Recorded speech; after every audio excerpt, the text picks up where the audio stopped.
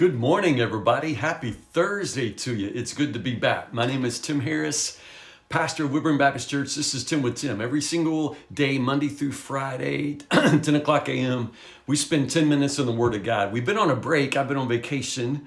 I missed you guys. And listen, the summer dedication award goes to Edie, who I believe read every single day, listened to something from 10 with Tim out of the archives. So Edie, way to go. You're the star of 10 with Tim this summer. We appreciate your faithfulness and your diligence. She's probably not the only one, but she's the only one that I know of that commented every single day. So way to go, Edie. We love you guys. We love all of you. We're going to start something new and stay with it for about 12 days, and then we'll move right into Song of Solomon. We're going to start with the book of Ecclesiastes today. In the Old Testament, it's one of the wisdom books, the book of Ecclesiastes. So if you haven't already read, turn back to Ecclesiastes chapter 1, verses 1 to 18 today, and let's stay with it together. This is a good book. Ecclesiastes is a very different book. Some of you are going to love it. Some of you aren't going to like it, but hey, isn't that just how it goes? Y'all know me, though. I love it. I love it. It's very different. Maybe one of the most different books in the entire Bible, for the simple reason that, as far as I know, you don't find anything that thus saith the Lord. This is what the Lord says. You don't really find anything like that. It's very, very different. It's more of a book of philosophy, like human wisdom, rather than divine wisdom or theology. And I think you'll see that as we go. Much more trying to figure out the meaning of life from a human perspective. And for that reason, it's a very interesting kind of book. It's kind of gloomy. Some people think it's kind of sad. His conclusion is everything is pointless, and it's like, so what? That really makes life sound kind of dark, and some people get frustrated because Ecclesiastes comes off as kind of a dark, meaningless, absurd, and I don't know. So much of what is in Ecclesiastes I resonate with. In the book of Ecclesiastes, very important questions are brought up. They're the kind of questions that you and I ask, and often there aren't answers for. And I love the fact that there's an inspired book in the Bible that asks human questions and is honest about the fact that I don't think there are any answers down here, I think you can ask this question till the cows come home and you're never going to get any answers. I mean, this is a kind of truth that Ecclesiastes will tell you. Ecclesiastes will just show you where you end up when you follow the world, I mean, Ecclesiastes is honest about the drudgery of work and the injustice of government and all the pointless things that you and I notice every single day, and we try to try not to notice. Ecclesiastes shines a light on the craziness of this world so that you may finally open your eyes and see that there is no answer down here under the sun. If you really want to find meaning and purpose and light, you're going to have to look higher, So let's jump in. Verse 1. These are the words of the teacher. That's how the New Living Translation starts out, the words of the teacher. The Hebrew word there is kohelet. It's a Hebrew word that starts with the letter Q, kohelet. Kohelet is the Hebrew name for the book, kohelet.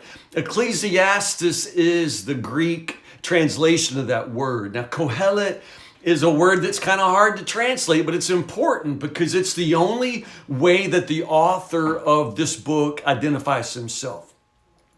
Most of the time we say that it's written by Solomon.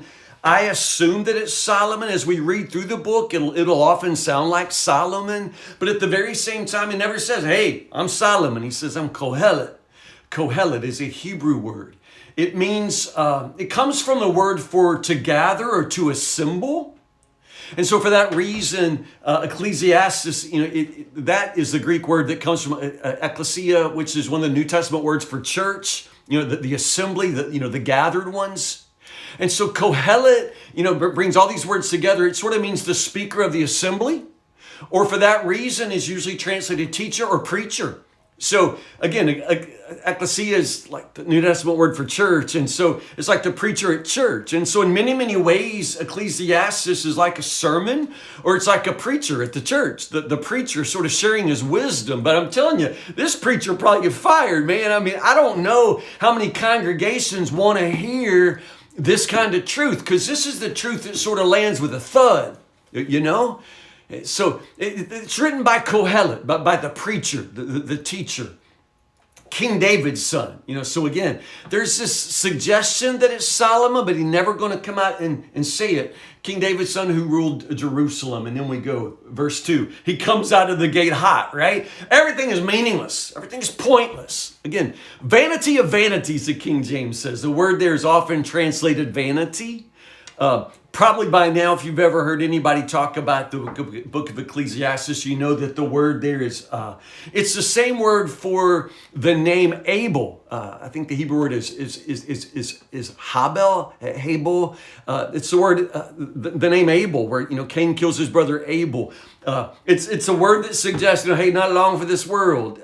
It's got to do with a mist or vapor, the idea of like smoke. In other words, it doesn't have any substance. You see it, it's there, but then it's not there. It's like a breath. So this word meaningless, vanity, it has to do with the fact that everything in life is just temporary and there's nothing there. Like everything's like cotton candy. It looks good, it tastes good, but it melts in your mouth and it's gone. It'll never keep you alive, And this is the preacher's whole conclusion. This is how he starts. This is what he's trying to say. He's going to say it for 12 chapters. He's going to say it again and quit. This is his point. Everything under the sun is pointless. If you're looking for meaning, if you're looking for some sort of purpose, deeper significance behind it all, give it up because ain't nothing here, Now, I guess one of the reasons I resonate with Ecclesiastes is I was raised by my dad, Don Harris, and my dad is like this. Like, this is how my dad sees the world. He gets it. My dad is always a glass half empty guy. One day, Don Harris and LP McElroy, his best friend, Don and LP were in Washington, D.C., and they said they wanted to go to the museum downtown. So like the Smithsonian, they said, yeah. So I dropped them off at the Smithsonian Institution, the greatest museum in the country.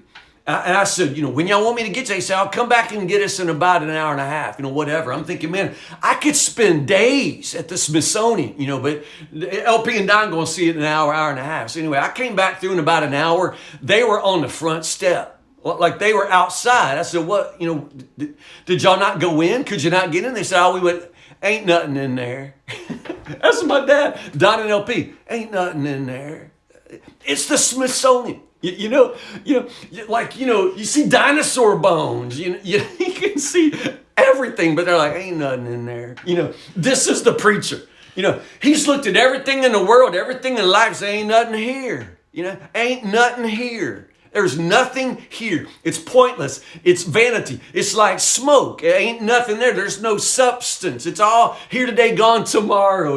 And then verses 3 to 11, it just sort of emphasizes it. It's the same old. Everything is in the same rut. I kind of like it because I see the truth of this now. Because of Jesus in the gospel, I know where real meaning is found. But for that reason, I don't have any disagreement here. This is the world, like it or not. What do people get for all their hard work under the sun?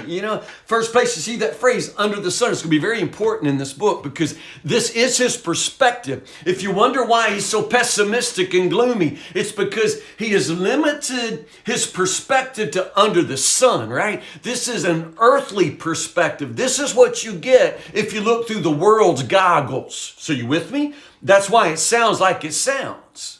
So he says, what do people get for the work? Work my fingers to the bone. What do I get? Bony fingers. This is the book of Ecclesiastes. It ain't worth it. You're going to work every single day. Agnes Kelly lived to be over 100. Some days she told me she dusted her house 2 times a day. She dusted 2 times a day. So what's that mean? That just means she is wiping the same dust off the same furniture 2 times every day for 100 years. And the book of Ecclesiastes would say, well, what is the point of that? Actually, me and Casey would say, like if Agnes dusted twice a day, Casey and I dust maybe twice a year. Like what's the point of that?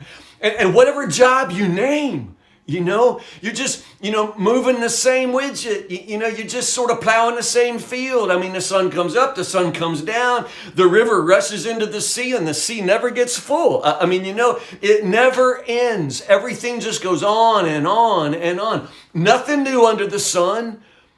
This is where my wife goes to this all the time. It ain't nothing new. Nothing new. You think there's something new. Like right now, people are losing their minds over, transgenderism and the transgender movement. And all of a sudden, Harry Styles is out there wearing pearls and people are losing their minds because you got a rock star wearing women's clothes. And I'm like, what? I'm 57, but I've been alive long enough to remember that like in the 70s, David Bowie, we didn't know if he's a man or a woman. David Bowie was androgynous, like that whole Ziggy Stardust thing. And then like in the 80s, there was Boy George. And like everybody thought he was a woman, but Boy George was, I don't know, And then in the 90s, Kurt Cobain wore a dress, and then now we got Harry Styles wearing pearls. Everybody's like, that's new.